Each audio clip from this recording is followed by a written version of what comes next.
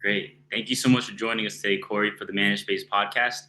Just a little bit about myself is my name is James, and I work as a marketing analyst for Radius Plus.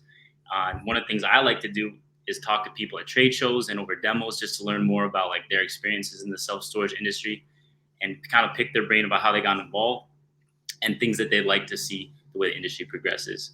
So thank you so much for joining us. And I guess my first question is, how did you kind of get involved in the industry and sort of like how did you kind of get started?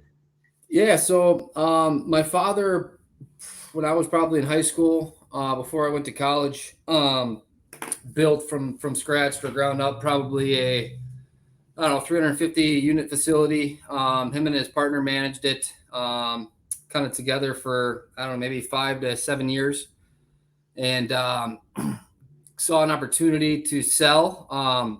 Like I said, they kind of built it as they went, and didn't have a whole lot of they had money invested in it, but yeah, they did foresee the storage being where it is probably today. I think my dad and him probably wish they would have held on to it, obviously, but they sold, got out of the business for I don't know probably almost 10 years. And then when I came home from college, my family's in the garage door business. My dad's and uncle have owned a overhead door company, garage doors for I don't know 35 years. So that kind of went hand in hand with storage, being maintenance wise, as far as your garage doors being one of your most operational things that you have. So anyway, we kind of talked whatever, and I knew I was going to come back and work for him after school, with no real plans of taking over the door business as far as the ownership. My brother and cousin kind of were also involved with that, and they kind of were there, prior to me, and had more invested in it. So I decided, I would work for them, and really wanted to find an avenue for me, and an opportunity presented itself to buy a 350 unit facility back in town.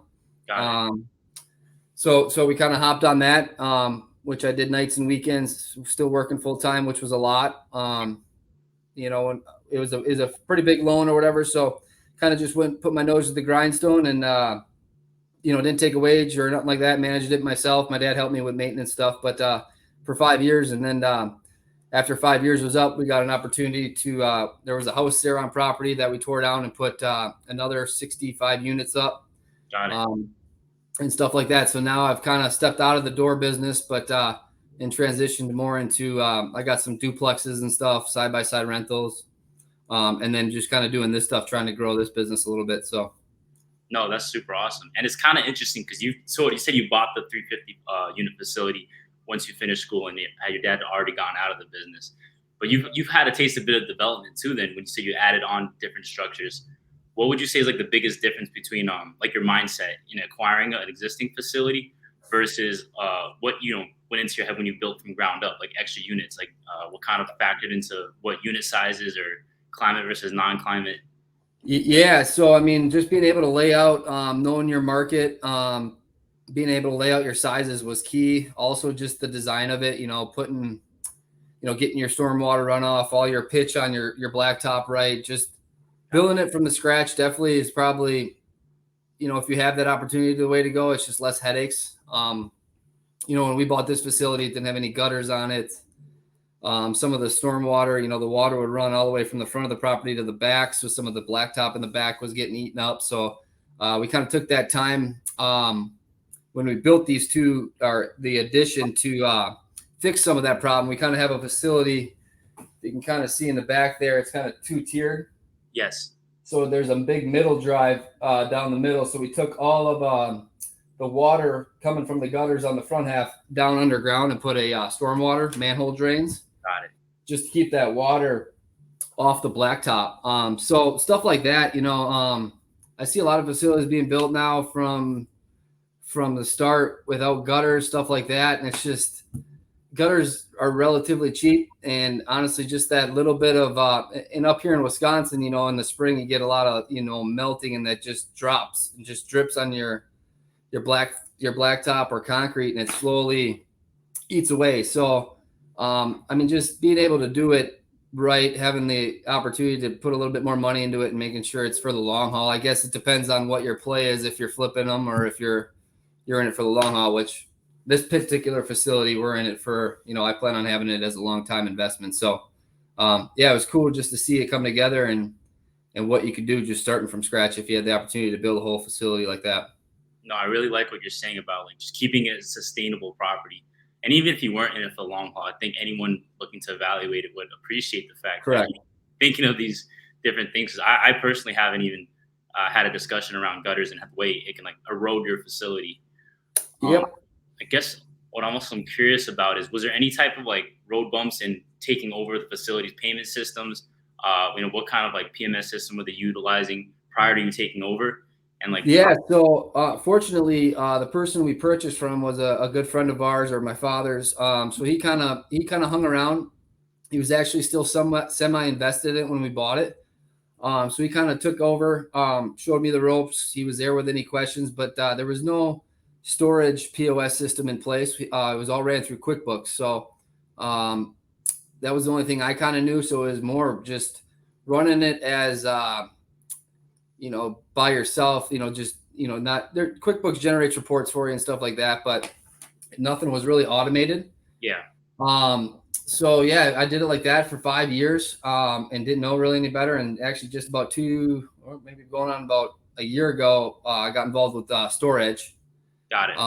And the transition was tough. I knew it was coming.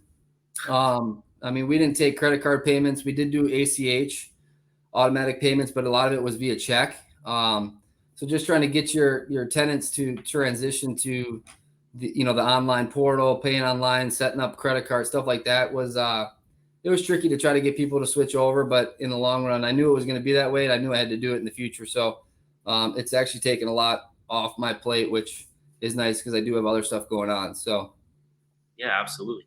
So I guess, how was your role transition from when you said like you were really hands on, kind of like start to finish for those 5 years without a wage, which is extremely impressive. That is a long period of time. well, yeah, dad, I'm very fortunate. He was able to put the down payment on the facility, and like I said, I was young. I'm still young, and I had sweat equity, so I was low on money, long on, short on, what is it, long on time, short on money. So Got it. that's kind of how I took that. So How was your role transition since those 5 years have passed? What? I'm still the managing member, so I'm still the day-to-day guy. My dad and father helps me with maintenance, snow plowing. We do all the maintenance ourselves. We don't hire anything out.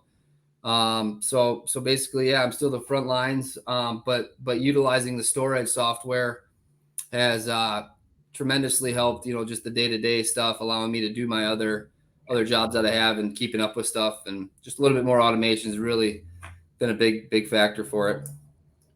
How did you kind of like have the time and like free up like your own like mental bandwidth, so to speak, to like decide I wanted to build more units during that 5 year span when you were kind of like in the weeds still and doing all the data Yeah. stuff?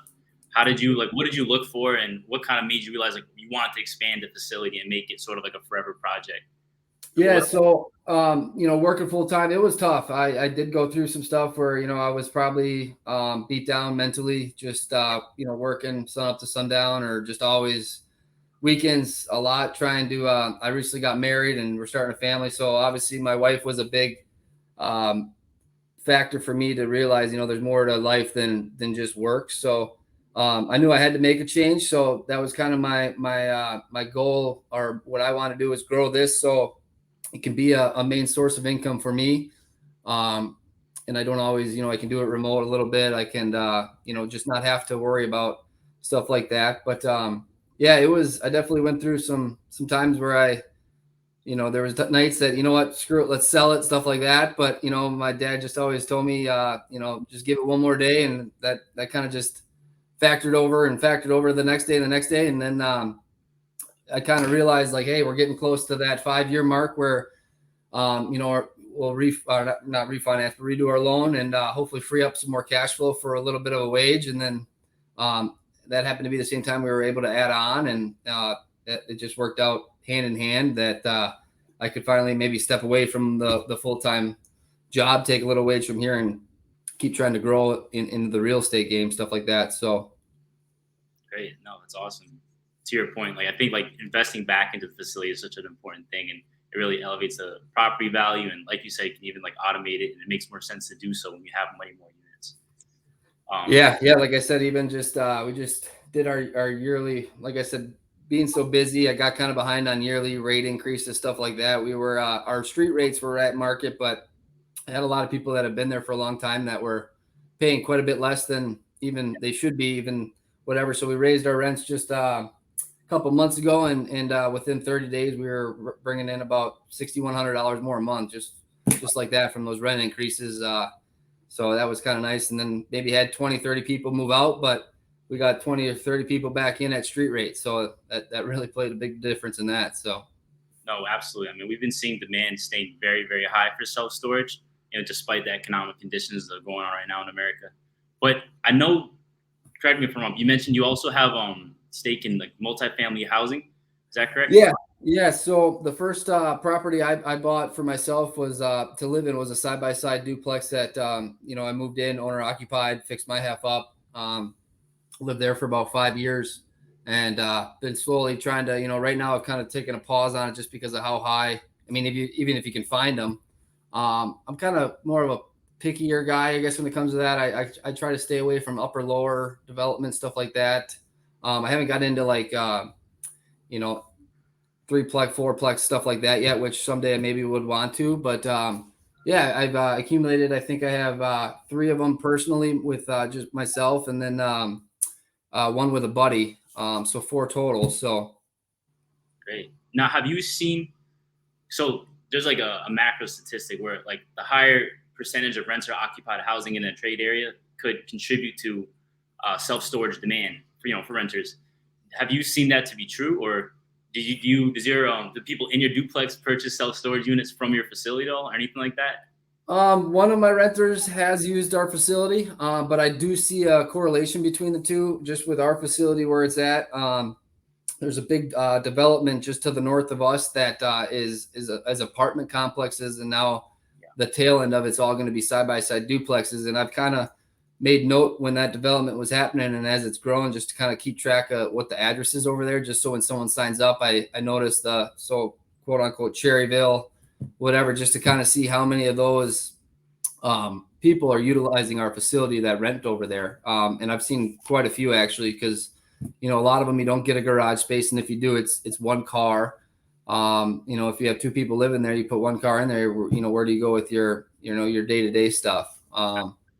And we have a pretty mixed batch of unit sizes. We got anywhere from your 10 by 10s, your smallest, to your 12 by 45 RV unit boat storage. Got it. So you do accommodate for boat and RV storage too. Yeah, and I'm a big fan of the boat and RV storage, man. It's less headache, less turnover, stuff like that. But then again, obviously the price per square foot is probably a little less, but it does say something for the less of turnover and the people you deal with, stuff like that. So you're actually like the perfect person to talk to about this, because you have kind of like handled like a facility with a PMS system implemented, and you kind of done it, taken over for without those kind of systems in place. So I was just curious about like your approach on kind of like implementing yourself in the community and like getting like your marketing done. Like some people send out letters to housing areas saying, hey, this self-storage facility is open. If you've just moved in, feel free to reach out for like a discount or something like that. So what is your philosophy between like balancing having a sophisticated facility with all these systems in place and sort of still doing the ground game and being a person to reach out to and like a really human to connect with? So for us, we've been pretty fortunate. Our location is in our town. There's a interstate that goes through, and then around our town's a highway called 441 off of 41, the interstate. And we're right off the 441 41 interchange. So I mean, you can't miss us if you're going north. We're right off the highway. We have a nice, beautiful sign. And then now our road's it used to be it is a 2-lane road now, but they're thinking about making it 4-lane because it's a main artery to all that development that's going on to get back to the highways. So just the foot traffic, the car traffic does everything we need for advertising. I haven't had to do a whole lot, very fortunately. Like I said, I have thought of the, if we got to the point where our vacancies were up or whatever, or higher, and going over and talking with the developer or whoever's in charge of those apartments and stuff, and seeing if I could put a flyer in their office, stuff like that. but fortunately, they have to drive by us every day. So if they need storage, it's a no-brainer for them. So it's been very fortunate that our budget's been extremely low on that. We haven't really had to even think of creative ways or stuff like that. I mean, it's just people drive by us all the time. So Nice. And location is definitely a huge factor in a facility's success. It absolutely 100%. And I can't tell you how many times people say, even somebody on the other side of town that has a facility in town, they're like, it's just easier to hop on the highway, come to you, and you're right off the highway. I get right back on the highway and go about my time. I mean, I get that all the time. So Absolutely. I guess one thing I'm curious about is like I've always felt this way, like, or I'm just curious about it rather, is being on the highway. Do you feel like you compete with a lot more facilities that are in the highway? Because like it's not like a 3 mile radius, right? People can drive 5 minutes and maybe hit two other facilities. Have you felt that's ever been an issue for you, like having increased competition because of your, I guess, highway access? no, not really. Just because of really the road that we're on. Like I said, it's becoming a main artery to all that development. So that's kind of our niche. I would say there are, if you go around, the interstate completely, I would say there's probably, including us, maybe 6 facilities probably off the highway similar to us. They don't quite have the quick on off, proximity. They might be on the highway, but you might have to get off, go down a frontage road quite a while to Got it. get to them. They do have the site access from the highway. But no, I mean, our area and where we're at, our closest competitor is, I think probably 2 miles, but they're, nowhere near the highway. They don't have highway access or visibility, stuff like that. So we really haven't had any issues competing with them. So Terrific. Well, I'm happy to hear that. So, yeah. so your dad obviously worked in self storage. So you had some idea of the industry and sort of how it performs. But during that 5 years and even after, was there, and you talk about battling burnout during that period, but was there ever a period where, how did the facility perform against your expectations? Was there ever a point where you were like, hey, this is really tough and I didn't expect it to take so long to get off the ground, or had it kind of seen returns quickly? And what's been your experience with that over the course? Yeah. So I guess since, our situation was a little bit different, we didn't have investors to try to meet numbers, stuff like that. It was kind of just basically dad, my father, and I. So we kind of just took it slow, which leads into one of my biggest mistakes or learning aspects of the business was, when we bought it, with the loan the way it was, I was more focused on, if we keep our occupancy, close to 100%, I won't have any issues losing sleep over making the loan payment, stuff like that, or anything going bad, which kind of into my time not being able to, do it full time or whatever, kind of led to, I didn't do annual rent increases. I kind of just stayed content, if that's the word. Sure.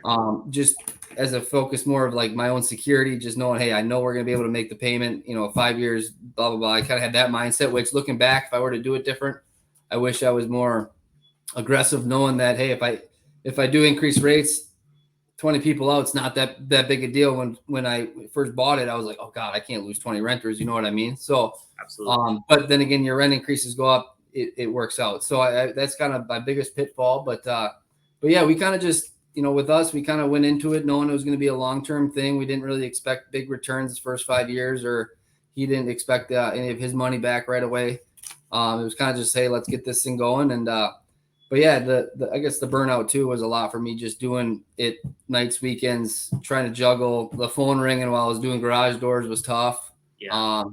And just trying to get back to people, out in the field, being able to just get a call, write it down, have to deal with it later, stuff like that. So it definitely put a lot of stress on me for a while, but I knew the writing was on the wall, and to be where I am now was definitely the goal. So No, that's terrific. And I think a lot of people have a shared experience with you in terms of like the whole rates versus occupancy thing.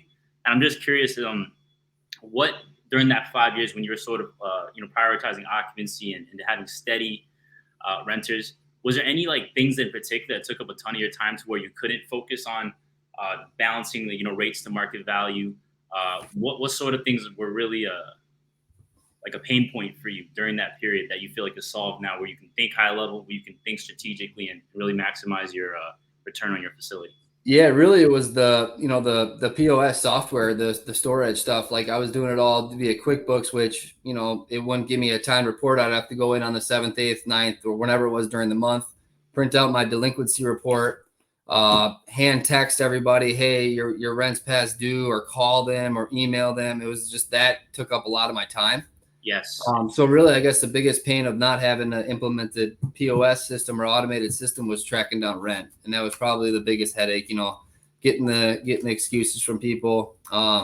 We always overlock stuff like that. I don't live far from the facility, so that really wasn't the issue. It was just the time of, okay, it's the 8th. I got to print out this list of 30 people that owe money and text them all. Or, I started off by always calling them. Well, today's world, no one wants to answer their phone or check their voicemail. So then I resorted to typing up a generic message, copy and pasting it, just changing their name, sending it out. And that seemed to work a little better. Yeah. But I would say just trying to get people to pay their rent. We didn't offer credit cards. So that was kind of an issue. A lot of people are, paycheck to paycheck. So they'd say, hey, I can pay on the 15th, or I'll pay here and there. Rather as, now that we take a credit card, I try to say, hey, we take credit cards. If you want to, let's get this taken care of over the phone, stuff like that. So that's made it extremely more time efficient and stuff. So, yeah, I mean, you're talking about collecting payments. I've heard some horror stories about the lien process and how you have to be extremely dot your I's, cross your T's in the way you're sending out letters. If it comes to that point. Yep. And I've always, and I'm still kind of this way. I'm a big, I work with people as much as I can. I try to stay away. We do lien and auction processes when it comes to it. But, if I have communication with the person, I will, if they're 4 months behind and we're at a lien process before I even start that, to give me, I already have their security deposit. If I can get them to give me even a month or two, or like half the rent that they owe me, and vacate, like a pay to vacate, I will do that 9 times or 10 out of 10, just to say, just because of where the market is right now, when I can get it rented right away, I'll take the $200 loss just to get them out and get somebody new in there. And stuff like that, or just offering them, like just recently I have a guy that's a little bit behind, and I offered him, here's the deal, man. I'll take half of what you owe me. I'll offer you my dump trailer. I'll have it parked there for 2 days. If you have junk, you didn't have a truck to move it, just to try to accommodate them, to try to get them to move on, stuff like that. I've found a lot more success in that than like you said. You could go through the lien process, but you could get a letter 6 months later saying, he was military, or, obviously I haven't had that happen. That would be really bad, but, or just something got missed, or you didn't do it quite correctly, and all of a sudden now you're in the red. So, right. That's been big for me, is that the pay to vacate stuff. And then now I was doing it kind of non-official. I would have them sign a piece of paper, but I recently found a brilliant, I'm not sure if you guys have talked to her, Michelle McKee. She helped me through storage. She's kind of a third. She doesn't, does that on her own, but she kind of reached out to her for storage help when I was transitioning, and she's got forms. She's got it to a T on how to work with people on that and stuff. So, I mean, it sounds like, so there's like a lot of discussion right now in the self-storage industry, like automation and having things, technology intersecting, and Radius being one of them. But, it sounds like you're still so hands-on, and like you've been able to work with your tenants. And do you feel like any part of that human aspect would be lost and hurt your business if you had to think you took on 3-4 more facilities and you couldn't be so hands-on? So how would you sort of prevent that human aspect and working with your tenants from being lost? I think it's a win-loss, the human axis of it too, because it's actually, I was just going to kind of get to this point. It's kind of burned me sometimes too, because as you work with these people and you're so personal with them, you develop not a friendship, but like more of, they see you not as a business person for you. Sometimes they try to take advantage of you, or you raise their rent. And they're like, hey man, I've been here for 5 years. We've had constant communication. It's just like, you're doing me wrong. It's like, no, this is a business. So it's kind of been a two-way street. Whereas it's also been kind of nice. They know I'm not a big corporation that's greedy. They know why, my rents are going up. They can see the capital improvements we've done. So it's definitely been both ways, but, just with this recent rent increase, I got some people that are like, hey man, like, me, we've talked, you've seen me out at the facility. I'm like, I still got to raise your rent, man. Like, it's still part of the business, but they kind of, a lot of them had my personal number, which was another mistake I kind of made, just from the having to text them for rent and stuff. So I ended up having to get a new personal number, and I kind of made my other cell phone a work number, just stuff like that. You couldn't get away from anything ever if you wanted to. So yeah, I would say it was it kind of goes both ways on that. Yeah, it's definitely not a simple answer. I think a lot of people figuring out what the cost benefit really is, and it probably comes down to a case by case basis and Yeah, where you're absolutely. at in your business. Now, you mentioned like some of the reporting stuff. I guess just like as a closing point, just want to ask you, like what would be some things on your wish list for reporting that you would love to see in one type package that would really help you during your workflow day to day that maybe you don't have access to now? I'm still, I guess that'd be a question for the future for me. I mean, as far as everything that's so new with the storage stuff, it seems to give me everything I need. I mean, it prints out a walkthrough sheet so you can go unit by unit and make sure, hey, this one's supposed to be overlocked. You can print it out on a daily basis. If someone paid and you're at the facility and you're going through, oh, you're going by building 100, 105, just paid last night on a card overnight. You need to get them unlocked. I guess I'm still trying to think. I mean, I still use QuickBooks as my accounting software, so I have all my financial reports there. So I guess that'd be more of a conversation for the future as I go through this. But yeah, I guess. And then one other thing I'd like to kind of just bring up as far as I wish more storage facility managers or owners would be open to learning just the maintenance. Working with this lady Michelle, I see a lot of people have unrentable units because their garage door is not working or it's missing a part or they're waiting on a garage door company. When realistically, you could teach these owners or a manager or anybody, a maintenance guy, the few basic things to get that unit working within 10 minutes. And stocking a couple of the main essentials for a roll-up door or a sectional door, like rollers, track, Mm-hmm. door seal, weather stripping, bottom rubber. I mean, it's pretty easy to do yourself. Yeah. And for me, if someone moves out, the bottom seal's bad, I change it in 10 minutes. It's re-rentable that day. Whereas other facilities, they have damage or the bottom rubber is bad and they want to fix it. Either they say, screw it, rent it out as is, or they wait a week for a door company to come do it, which they pay how much per hour plus that whole week that they're waiting on it.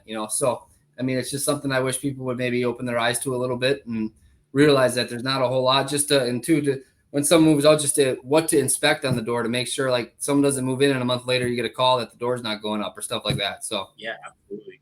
I think that's a great message for any owners or facility managers who end up listening to this. To say, especially coming from you who have kept it in house, you and your dad. You said for that entire duration is extremely impressive, and like you said, you can just get it quick turnaround, get that unit up and running for sure. Because I guess you have this so hands-on, I'm curious, what's like one interesting situation you found yourself in, or like I guess like a funny anecdote from your time running the facility till now that you'd like to share? Man. I guess the first big lesson I kind of learned in the business is when someone comes and rent, and this was when I first took over, I was doing a lot of the stuff. I was meeting the people at the facility to do the lease, the rental agreement. So I was meeting them face to face. Is don't judge, a book by its cover. You get a guy that pulls up in his truck full of stuff, and it appears like, hey man, he might not that he can't live here, but like you could tell he might not. You don't know. Everything in that truck might be everything he has, and you're like, oh, this is going to be a tough one. But that's the guy that's storing everything that he has, and he's paying 2 days early all the time. And then you get the guy sometimes that rents one of our large units that, and again, a lot of this was before we had, all the auto pay covered, storing $100,000 boat.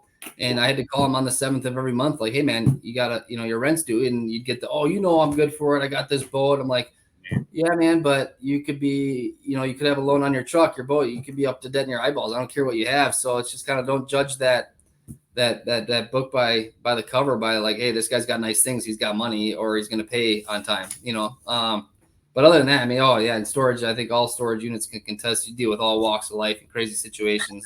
But yeah, it's you see a lot of weird stuff. As far as a story, it's a tough one. I would have to think about some crazy stuff. But yeah, I mean, you see it all. I've had one guy had living. I mean, obviously, I've had a guy living in there, and I was in the process of evicting him, and he let his buddy with like this Breaking Bad RV parked near the unit. So I ended up having to I didn't know what it was. I didn't know if it was whatever.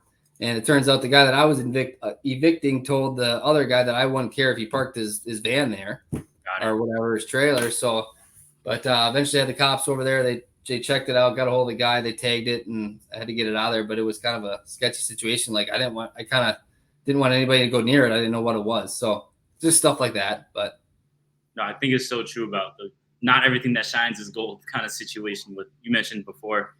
And then yeah, it definitely sounds like a stressful situation. I'm glad, everything went well with that. yeah, you just never know. But And when it is your facility, you can't just walk away from it. You gotta get it handled. yep, yeah, and you got people calling concerned. You got to try to let them know like, hey, I'm taking care of it right away for you and doing your best. But like you said, and another thing I learned too is you try your best to keep everybody happy. But no matter what, someone's always going to find something that you didn't do or whatever. So, but that's just the world of owning anything. Yeah, absolutely. I think that's a great point too. Do you have any questions for me? I've really enjoyed, talking to you about your stories and kind of like your experience. And do you have any questions that I can help you with or answer? Yeah, I'm just intrigued about the as you interview more people, I'd like to follow it. Where do you guys stream your stuff or post your stuff or stuff like that? So we have a ManageSpace community you can join and follow. We'll have like blog posts. Obviously, the podcast will go there, and then we're really looking forward to seeing like just the development of discussion around the topics and connect other managers together so you guys can talk. And maybe you could post some of those forums as well, kind of the do-it-yourself aspects of being an operator and owner. I think that would be a huge part of it. Yeah, and if you ever talk to anybody that if you bring it up, the talking point of like learning how to, just do little maintenance on your own doors, the quick stuff. If you ever want, to have them, I can give you guys my information too to have them reach out or whatever. So No, Corey, that'd be absolutely great. I think it's super valuable to talk to someone like you who's done it from ground up, from operating, start to finish, and kind of how you adopted software. And I yeah, think, connecting you with people who are in the same situation or considering, adopting software and the pain points of that, like you talked about, would be huge and beneficial for anyone in the industry. awesome. So I just go to that the manage is it ManageSpace or whatever, and then is it a certain name that you're under or? Yeah, we'll link this to you, and we'll send you all the information to join the community. Awesome. Relevant information over to you. Very cool. Very cool. Great. Well, thank you so much for joining us in the podcast. I had a great time talking to you and hearing everything you say. Likewise, James. Appreciate it. Yeah, no problem. Thank you so much, Corey. All right, you guys take care. Later.